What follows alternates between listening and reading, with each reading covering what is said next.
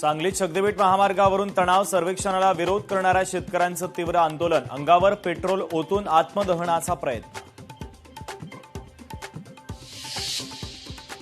गिरीश महाजनांची मंत्रिमंडळ आणि भाजपमधून हकालपट्टी करावी, काँग्रेस प्रदेश अध्यक्ष हर्षवर्धन सपकाळांची मागणी। महाजनांनी देशविरोधी वक्तव्य करून भारतीय सैन्य दलाचा अपमान केल्याचा आरोप।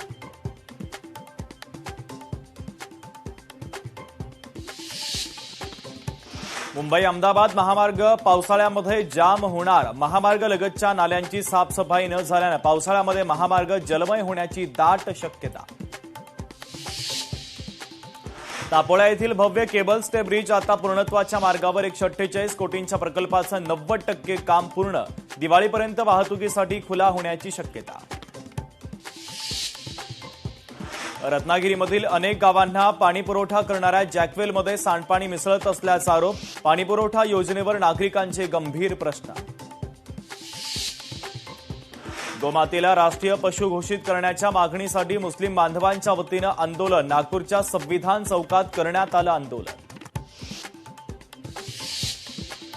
तळेगाव एमआयडीसी मधील शाल्फर इंडिया कंपनीमध्ये कार्बन डायऑक्साईड गॅसची गळती, गॅसच्या गळतीमुळे 2 कामगारांचा मृत्यू तर 3 जण गंभीर जखमी, परिसरामध्ये सध्या भीतीचं वातावरण।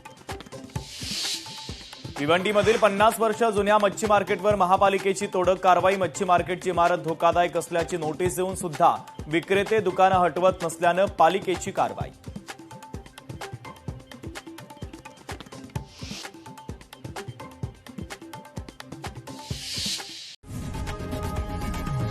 लोकशाही मराठी ऐका, पहा, जागरूक रहा।